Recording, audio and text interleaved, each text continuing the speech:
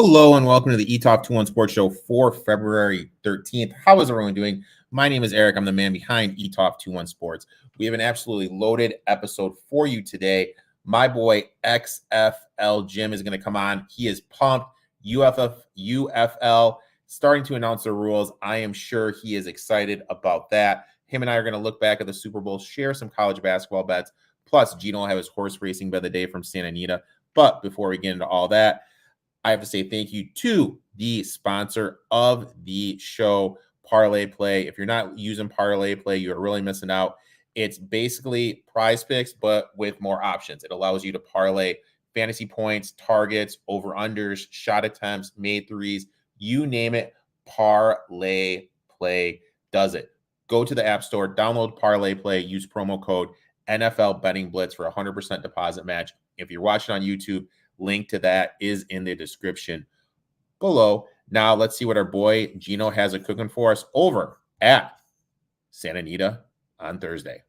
Let's give out our best bet for this week, and it's going to come at Santa Anita on Thursday. I'm going to take a look at race number 6 at Santa Anita. Remember, you can get to drf.com for all the past performances for any of your handicapping needs, and then DRF bets whenever you want to play the races.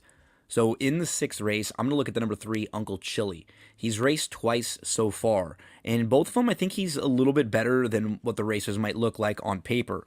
In the debut, he had a fine start. He just got caught in between horses. It was not a bad 4th place finish. Then he was off 4 months. He comes back at Santa Anita, and he just stumbles badly at the start. He was last. He was about 7 or 8 lengths off. He was down on the inside, and he really looked like he needed the race after the bad start. Keep in mind, that was his first race since September.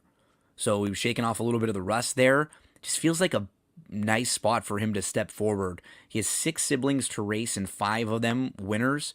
And the Dam won her only start by 6+ lengths with an 85 buyer. There's just a little bit better pedigree here for him. I don't think this is the strongest race in the world. There are a couple horses in here who will take a lot of money. I'm expecting a much better effort from the number 3, Uncle Chili. If he's anything over 7-2, I think that's fair value on Uncle Chili.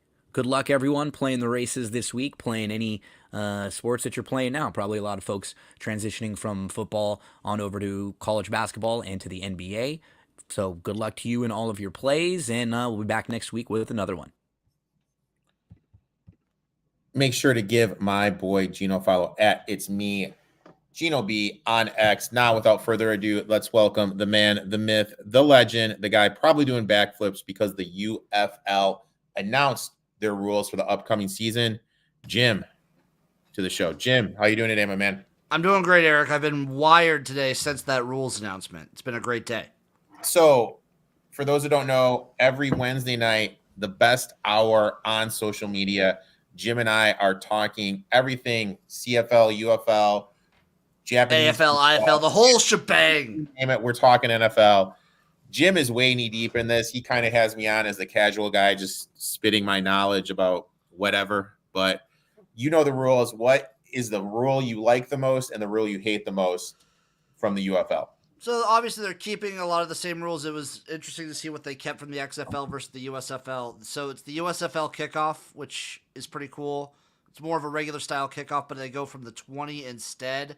The one thing I'm happy they kept more than anything is the XFL PAT, where you can go for it from the 2.5 yard line, the 5 yard line, or the 10 yard line for 1, 2, or 3 points respectively.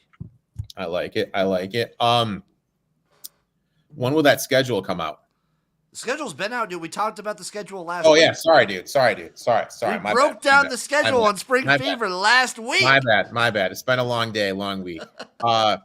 First question from NAA86. I know Andy Reid talked after the game about Kelsey incident and didn't make much of it. But if you were Reid, would you have benched Kelsey for part or all of the game if he did that to you?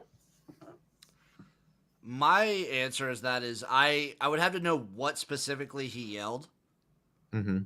I would need to know the context of what is he yelling specifically. The dynamic between a head coach and the NFL is different than any other level because you're almost more like coworkers than the coach being elevated above. So I don't know. I would need to know what he yelled at Andy Reid before I really like go in on him. I have to let you know for when we get to our takeaways of the Super Bowl, I have way too many of them, and one of them has to do with that incident. So I'm going to save it for that. Oh, sprinkle the save. Save that for later. Next one we have coming in from our boy Matt Clay. What teams that didn't make the playoffs have a shot of making the playoffs next year? I got two of them. What do you got, my friend? Vikings. Hot take. Oh, yeah, okay. I know. If I'm of the team, I'm on team. If Kirk Cousins doesn't get hurt this year, they win that division. Yeah. I think the Vikings are actually in a pretty good spot. Chargers, obviously, they are, bringing in Harbaugh, everything going on. But I think the team that everyone's forgetting about is the Cincinnati Bengals with Burrow coming back, and they're going to have a last for sure. schedule. I mean, to me, that's the absolute no-brainer. Oh, my number one troll in the world. I don't have no idea what this means. Soft shit for not playing Candy money line. I think he meant Vandy. Okay. Because the V and the C are right next to each other on the keyboard. God, but you know what, dude? I love this guy because this dude is always effing here. Oh, I love sports facts. He always keeps us on our toes. He's always here. Our boy Better DP21, my boy, says on Instagram, can't bring up the Instagram comments on this yet. Soft shit StreamYard. He says, I wish they would have effing benched Kelsey. Ha ha ha. Him and I had a straight up bet. I had KC. He had San Francisco. He says Miami. But Miami made the play. Oh, for future? Or yeah, for a future. They made the play. I mean, did they really make the playoffs? But they did make. For a future. I can't bring myself to it. Okay. If Miami if I could get Miami at certain other teams' numbers. Yeah. I would love it. But I think with the I think Miami is just we're in this era right now. We're going to have a good to great regular season consistently, and then falter at the end of the year and in the playoffs. It's just going to keep happening. If I could get Miami at 30-1, I might dabble, but where it's at now, I don't love it. Cool, Kev. What is up, my friend? Thanks for tuning in. Let's make some money. Thought Gino was going to say Uncle Rico. Yeah, as soon as I heard that uncle and that sports read for the bet, I thought he was going to say Uncle Rico. Bobby Thomas chimes in, fade MSU. Spoiler alert. Cool Kev says the Raiders. What do you think about the Raiders next year? I mean, it always helps dropping maybe one of the worst coaches in the NFL. Mm-hmm. I don't know if I trust. What are they going to do at quarterback? I don't know if I trust O'Connell to lead them to the playoffs. You're not a big Aiden O'Connell fan? Listen, I loved him at Purdue. I love that guy. But I just don't know if I fully believe in him. I think if I had to rate my postseason hires for what Pierce did and for the team rallying around him, I would say it's probably the second best hire. Oh, for sure. I love the coach. Obviously, Harbaugh 1, Pierce 2. I'd probably say Quinn 3. You like the Dan Quinn hire? Well, just because let's think of it like this. You're bringing someone in from in your division that you're going to see twice, who's been around McCarthy for 2-3 years now. So he knows everything McCarthy's going to do. So I think that's a pretty good move. Obviously, a lot of it depends with what OC these guys get, defensive coaches get, because we got to see they know nothing on offense. You're bringing in Cliffy, who does have a relationship with Caleb Williams. Maybe you could work something out there, but I'm not a big Caleb Williams guy. I think he's going to struggle a little bit. Cool, Kev. Aiden is a Bob Evans executive chef. I like that. So you and I hate the Lakers chimes in Rams. For a Super Bowl future, I don't mind that. I kind of like that. I worry that the hype is kind of still there for him, but I'm seeing it 33-1. I don't hate it. One that I find really intriguing, and I think this guy is the best coach in the NFL, the Indianapolis Colts. I'm definitely going to bet the Colts to make the playoffs. I don't know exactly how I'm going to rope him in, if I'm going to go as far as saying, hey, this is a future for the Super Bowl, but I'm definitely going to bet him at plus money to make the playoffs because I like their coach. And with what he was able to get out of Minshew, he should get more out of Richardson. Yeah. I don't believe that Richardson will last the full season. You don't think so? No.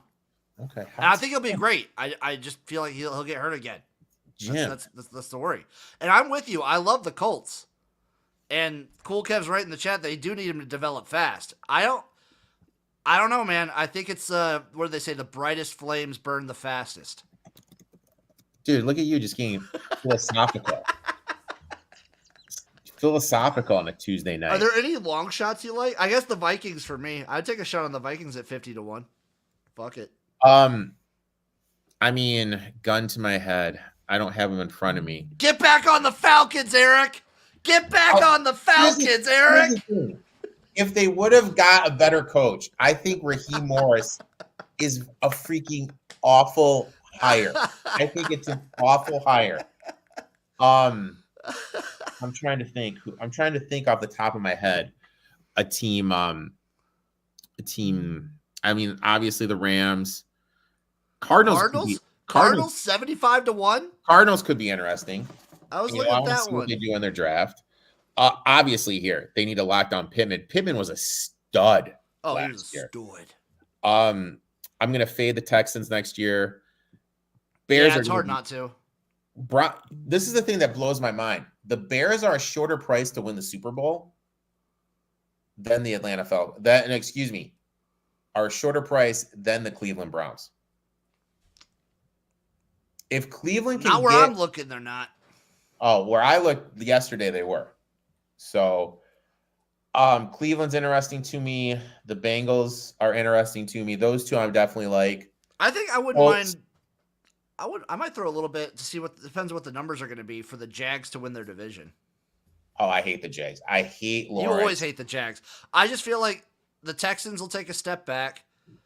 Oh yeah, for sure. And then it's basically just fading Anthony Richardson and the Colts that he's going to get hurt. So I think that leaves a perfect path. And the Titans are a dumpster fire.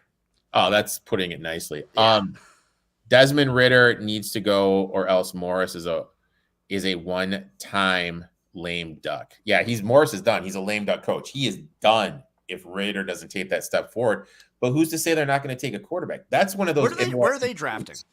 They're at 9. So I mean, obviously, in my teams that Fields could go to, and I've mentioned this all year: Falcons, Broncos, Steelers. One of those 3, I think that's where he's going to end up going. Now, I would love him on the Steelers. Oh, that would be insane. But he'd have Arthur Smith. What was he? So what was he? Well, he was an OC before the Falcons, right? I forget where he was. He was with the Titans. He was fine. He was fine with the Titans. That's because Vrabel forced him to run the ball. Yeah. If he's going to go there, pound the rock, do some big plays down the field to the wide receivers there, it could work. I wouldn't hate Penix to the Falcons, dude. I wouldn't hate it. Here's the thing. I think Penix is going to fall. I think you can get him in the second round just because of his past injuries. Oh, for sure. For sure. Penix is going to fall. And from what I've heard at the combine, Penix and Bo Nix looked awful at the Senior Bowl. The Senior Bowl. Are the Steelers getting? I think I think that would make the most sense if the Steelers could go after him. Something tells me though he's going to end up in Atlanta though. I just got this feeling it's going to be Atlanta, dude. You feel it in your gut. I feel it in my gut. I feel it in my gut, people. God, dude, bad knees. As someone with bad knees, I feel that, man. So we kind of went on a little bit of a tangent there, but we need to jump back in. We need to talk about a little bit of Super Bowl. I have a million things going on my head about the game I watched. But before we get into all that stuff, Jim, let's ask the burning question. What was your favorite commercial? So I'll say 2 of them. I really like the Paramount Plus, but they started showing that like weeks before the Super Bowl, so I hate this trend of showing the commercials early.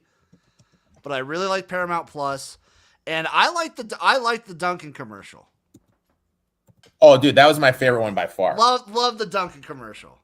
So for everyone watching, the relationship that Jim and I have basically was summed up. I'm Damon and he's Affleck, and we're walking away at the end. And when I look at Jim and I say, I will do anything for you, this is what I'm talking about. And Chase is Tom Brady in that. Oh, obviously Chase is Tom Brady. You know what? sWhatGSaidPodcast, this is another one of my hot takes. That's a take. What is the deal with San Francisco not knowing the OT rule? I'm going to say this. My take is this. If that is legitimately true, Shanahan should be fired. I can't believe that to be true. Shanahan should be fired. sWhatGSaidPodcast, shout out to Uncle Rico and Jim. sWhatGSaid. Could you believe that like some of the players might not know?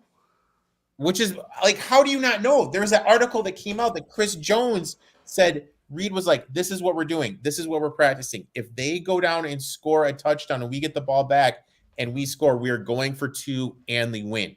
Yeah. They were prepared. The 49ers were not.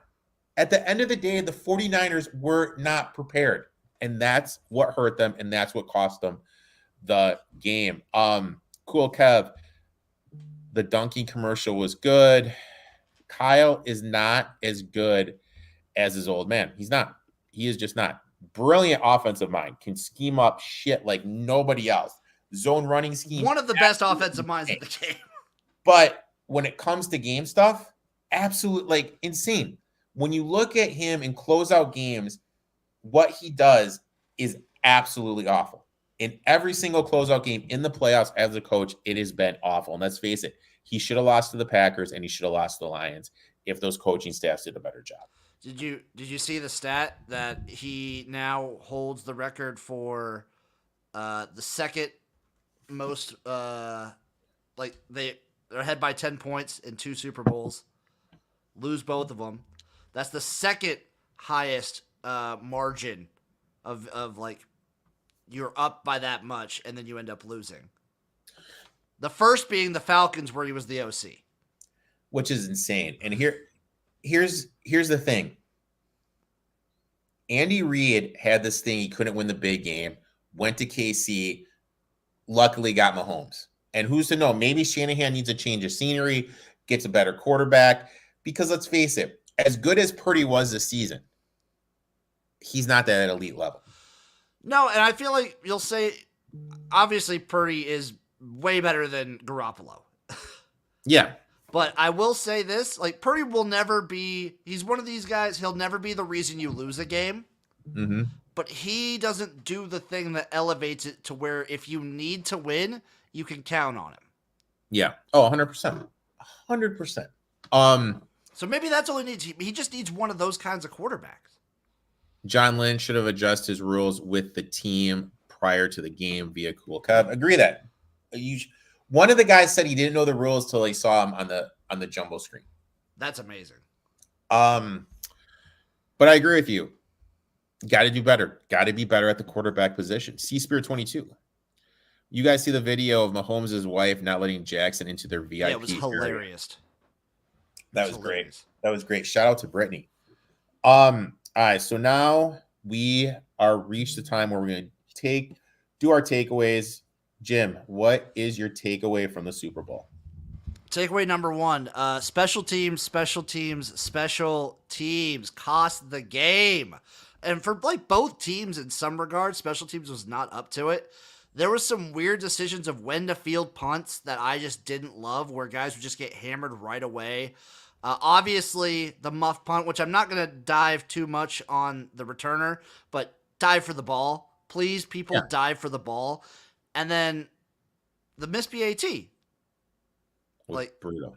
Low kick, rough. And I'm not, like, Moody was good. He was clutch. Like, both kickers were good throughout the game. But just, like, some bad special teams in some regards that just, What about Britt and the swimsuit issue? Yeah, big week for Britt. Big week for Brittany Mahomes. All right, one of my first takeaways. You cannot approach your coach the way that Kelsey did to Andy Reid. Was it a poor decision to have Kelsey off the field? Maybe, but it was a run play. Kelsey is a god-awful run blocker. It's not like it was a pass play. It was a run play to Pacheco. Would he block better than Noah Gray? Maybe, but he hasn't done it all year. You know what I mean? He hadn't done it all year. Now you're throwing a fit on the sideline, going up to a 65-year-old man, shoving him because you didn't get your own way of being on the field. And also, I hate to say it to all you Travis Kelce fans, he wouldn't have a Hall of Fame career if it wasn't for Andy Reid. And now you're pushing him. I thought it was totally awful the way he acted on the field. Also, something else, I would have benched him. I would have benched him on the game, on it. Also, what would How long would you have benched him for? I would have benched him the half. The half. And then I would have put him back in. That's about how well he played anyway in the first half. So now, also, I think that if the Chiefs would have lost the game, he would be looked at it on a different spectrum. Go ahead. During the game, Eric, just personally, me and I was watching with a couple buddies. We thought this was like, when that happened, we thought it was a full-blown like Chiefs meltdown. Yeah. We thought this team was like, oh, it had a different feel in that first half when he did that. It was like, oh, are the Chiefs like actually melting down? Like, I've never seen this from the Chiefs before. It feels different. Our boy, the Wolf of Oakland, chimes in on Instagram. Again, sorry. Getting used to this. Comments don't show up on the little StreamYard app, so I have to. No, I mean, StreamYard needs to really step it up. Wolf of Oakland, Chase, hot take. The Falcons trade up to get Jalen Daniels. Our boy, Better DP21, says the Broncos are a team he's looking on to invest the future. Duncan, for sure, as the best commercial.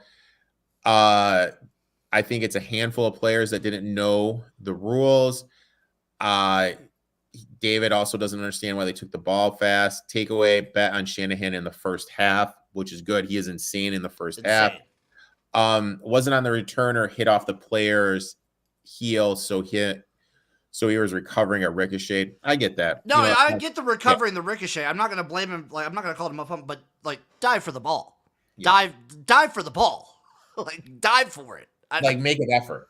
Yeah, still dive for the ball. I got three more takeaways, big dog. You got anything else? I got three more too. All right, lay it on me. Next takeaway. Okay, Spags is like one of my favorite coaches on the planet. I love him as a DC. He's so fun to watch his schemes and the things he could do. I don't know if he gets enough credit. Oh, dude, why doesn't he get any credit to be a coach? Why doesn't no one? Because he's failed as a head coach twice.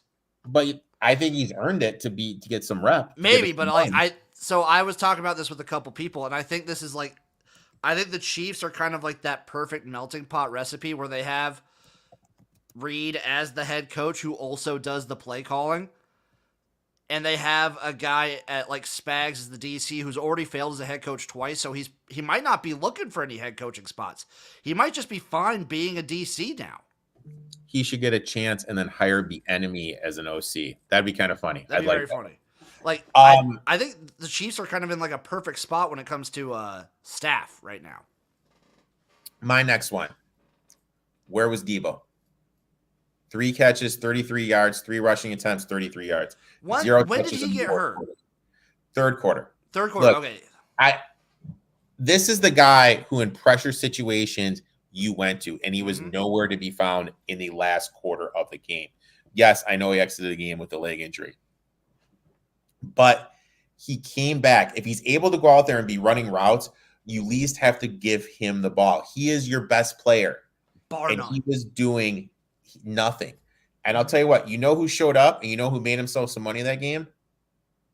Juwan Jennings. They were talking about him for like, if the 49ers he would have won the MVP. He would have got MVP. He would have won MVP. I got 2 more left. What's your next one, buddy? Okay, next up for me, the Nickelodeon broadcast was actually really good. I watched a little bit of the Nickelodeon broadcast. It was really entertaining. In my opinion, actually, maybe even better than the regular broadcast. And that's just because I'm really anti Tony Romo now. I'm just letting you know, for me, I flipped it to it. Nickelodeon was ahead of my CBS. That's crazy. Nickelodeon was ahead of CBS at my place. I agree with you.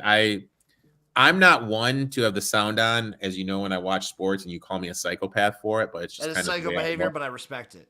I completely agree 100%. Romo sounded awful to when I heard him the last couple times.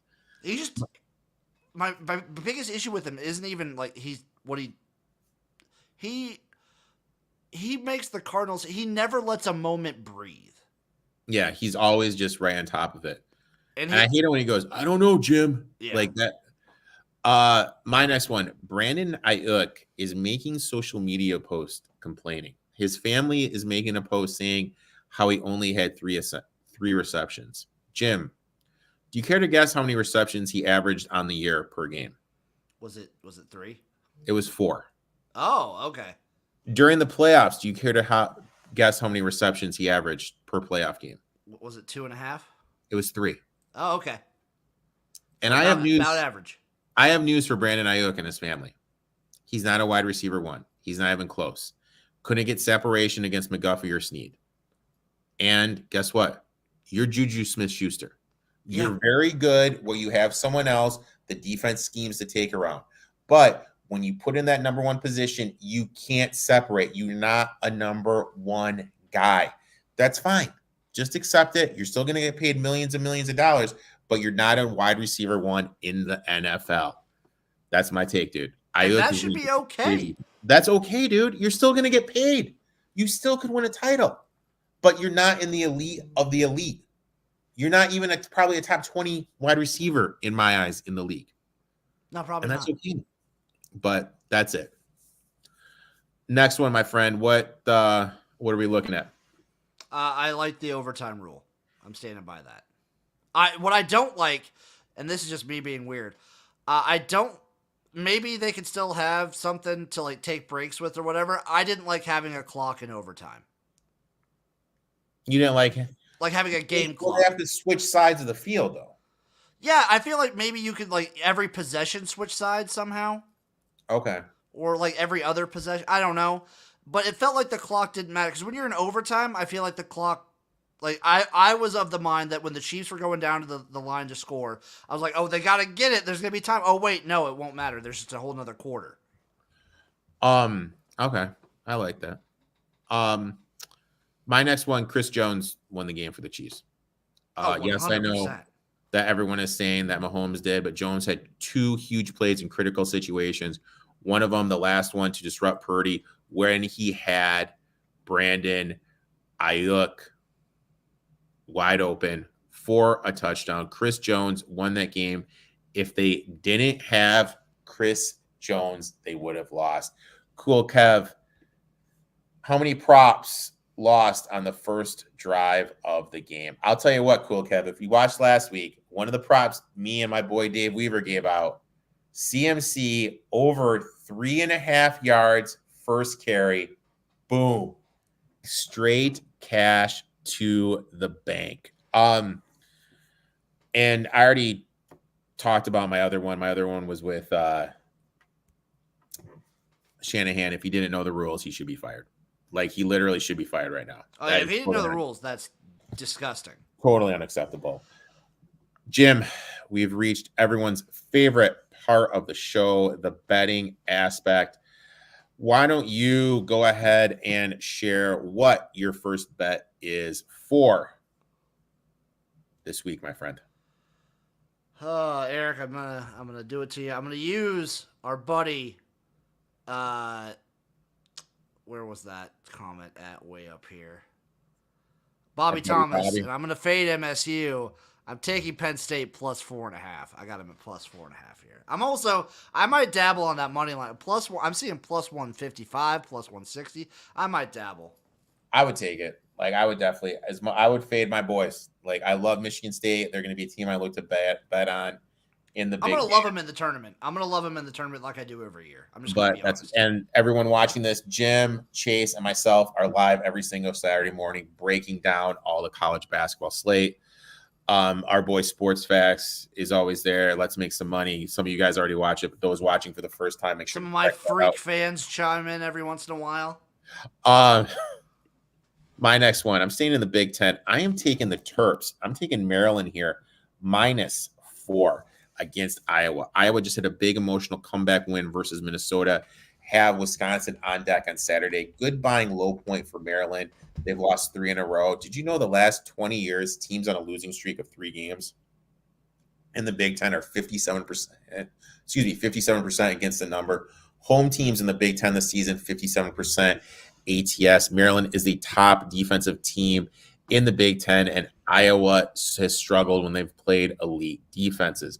They've also struggled on the road this season. I know that everyone thinks that Young is the guy from Maryland, but when you look at their games, they've really struggled when Reese has gotten into foul trouble. I don't think the big Freeman will be able to get him in foul trouble. Maryland, 36th in the country in offensive rebounding. I think they'll be able to get some second chances against this Iowa team, which isn't that good of a rebounding team. Maryland has been bad this year shooting threes in conference play, but they have 3 guys that shoot over 30%. We saw last game they started hitting some more threes, even though they did lose to Ohio State. These 3-pointers are starting to shoot. They have shot better at home. I think we're going to see the positive shooting regression continue. I'm on Maryland. Already have it bet at -4 tomorrow. I'm going to be honest, Eric. I cannot wait to see the chaos of the Big Ten tournament. Dude, the Big Ten. It's going to be very entertaining. Big Ten is going to be awesome. I mean, the one tournament that there's always one conference. Like, I don't know why it is. I feel like I'm more in tune with SEC basketball right now than I am. I would probably go SEC 1, Big Ten 2, Big 12 3.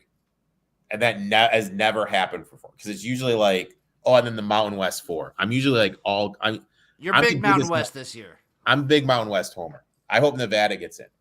I hope so too. I mean, you think about it, they could have Nevada, New Mexico, Colorado State, San Diego State. Who am I missing? They could have like 16. Is UNLV potential? I don't know what UNLV is. No, UNLV's awful this year. I didn't think so. Okay. So I had Maryland -4. Jim, where are we going to next, buddy? Eric, I'm going to be a basic bitch. I love to just follow trends like a crazy guy.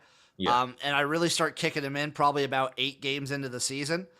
What team for me has been better against the spread than most others? It's the Richmond Spiders. I love this team. Eric, they're 77% against the spread this season. The Richmond Spiders? I used to coach a kid that played at Richmond back in the day. I'm going to ride this team till I die. Give me Richmond all day. You want to know, I'm going to give people 3 teams that I will just always blind bet right now. And so I love the trends of like ATS and all that. But I also love the crazy mid-majors, so I do Richmond, 77% against the spread. Wisconsin, Green Bay, 75%. And my boys, the Matadors, Cal State, Northridge, 73% against the spread. Love them.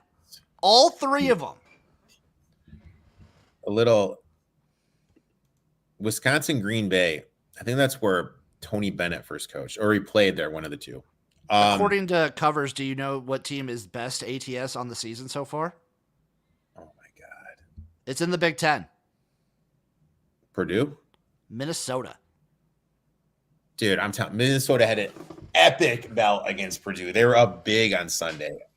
Let's make some money chimes in. Love me the Spiders. I love the Spiders. I hate the Lakers.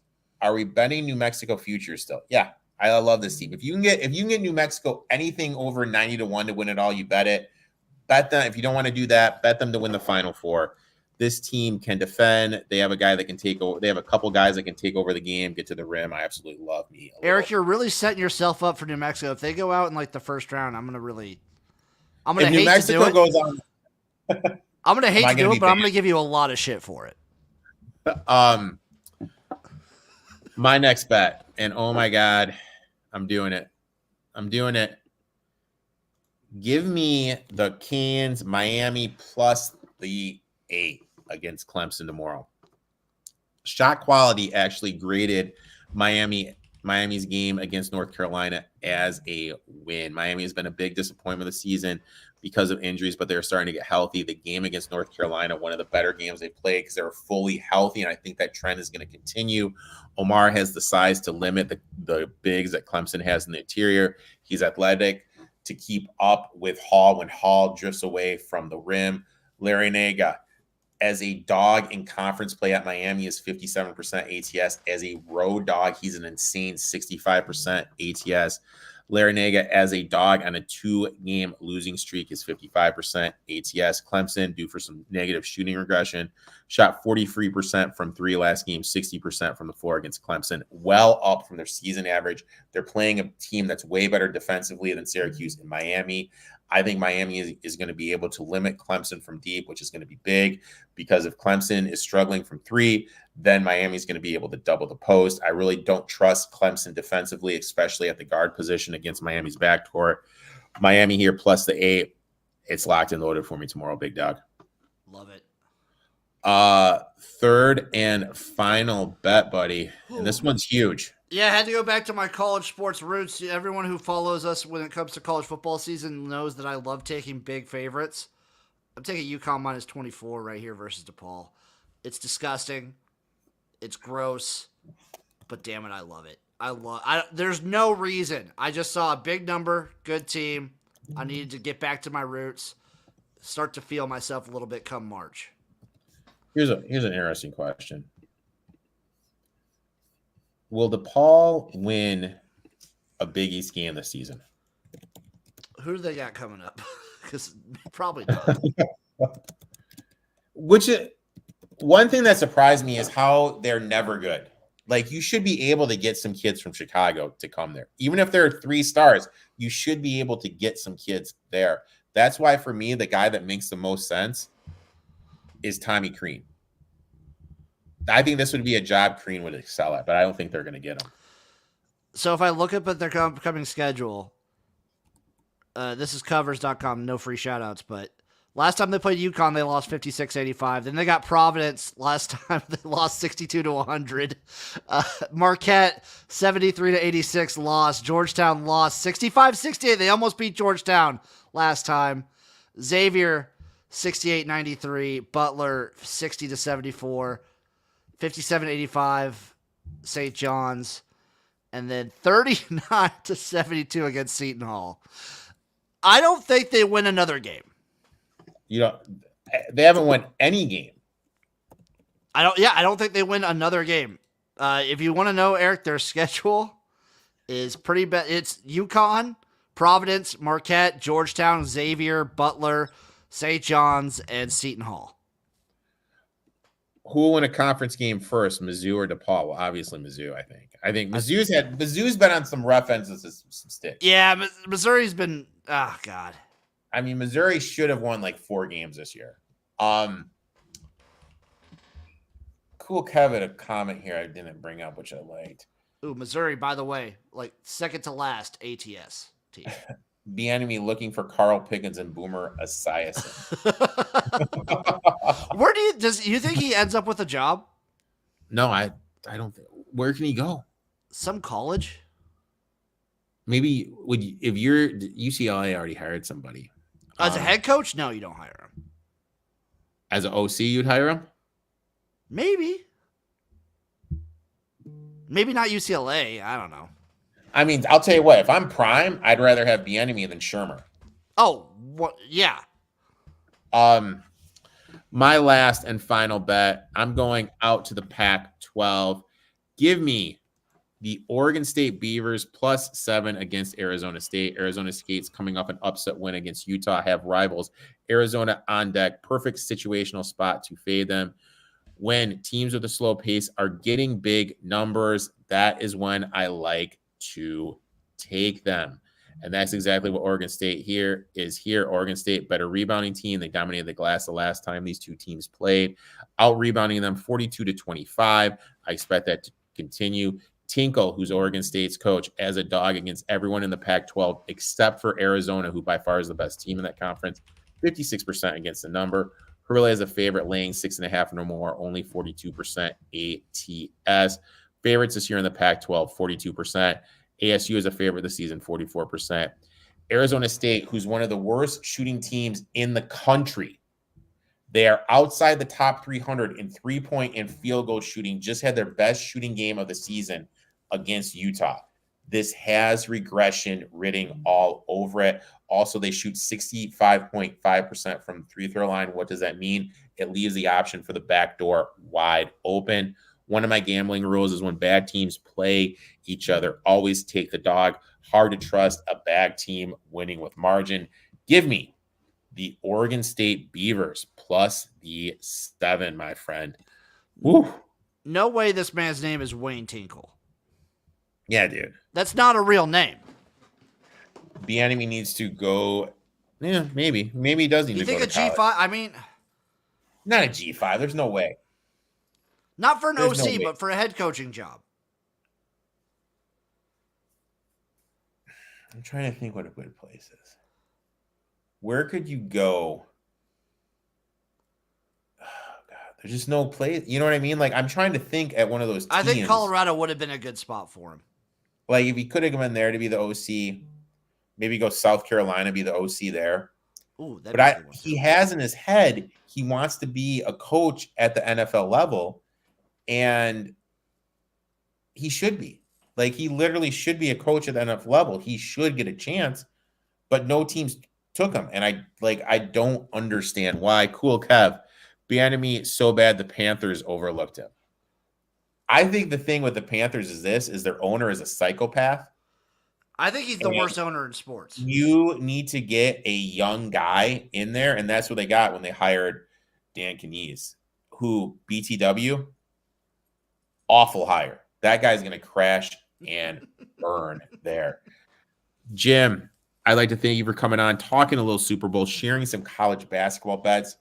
Why don't you tell everyone where they can find you on social media when you and Chase do the gymnasium and everything else you got going on in your life on social media? Yeah, you can find me everywhere on social media, YouTube at XFL Gym. I'm keeping the XFL moniker. There will be a UFL Gym coming every Sunday, most Sundays, unless we switch up the schedule. But most Sundays, you can find me and Chase on the gymnasium. You can find me and Eric here Wednesday nights with Spring Fever. This week, we're breaking down the rules of the UFL. And honestly, the only thing I'm waiting for now, Eric, is some futures. I want to see some futures. Give me the Brahmas just because Wade Phillips. Give me the Brahmas just because big game Wade. I need to see these futures. I need to see them. I know we're going to get roster breakdowns coming soon because final cuts before the end of training camp are happening in the next 3 or 4 days, I believe. Okay. Well, Jim, make sure to check us out tomorrow, everybody. Make sure to give my boy Jim a follow. And you know what? We'll be back next week with Chase, the Wolf of Oakland. Let's cash some tickets. Let's make some money. Until next week, boys and girls.